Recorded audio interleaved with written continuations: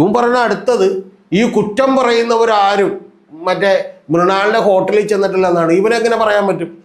ഞാൻ മൃണാളിൻ്റെ ഹോട്ടലിൽ ചെന്നാണ്. ഞാൻ കഴിഞ്ഞ ദിവസം ചെല്ലുമ്പോൾ സാറിപ്പോൾ 2-3 തവണയല്ലോ വന്നേന്ന് എന്നോട് ഒരാൾ ചോദിച്ചത് ഒരാളാണ്. അപ്പം ഞാൻ ഈ ലാസ്റ്റ് ചെല്ലുമ്പോൾ അവിടെ വലിയ തിരക്കൊന്നുമില്ല, തിരക്കൊക്കെ പോയിട്ടുണ്ട്. അപ്പോൾ അതുകൊണ്ടാണ് മാനേജർ വന്നിട്ട് എന്നെ ഒന്ന് സൂചിച്ചേക്കാമെന്ന് വെച്ചിട്ട് ഫുഡൊക്കെ എങ്ങനെ ഉണ്ടെന്ന് ചോദിച്ചു.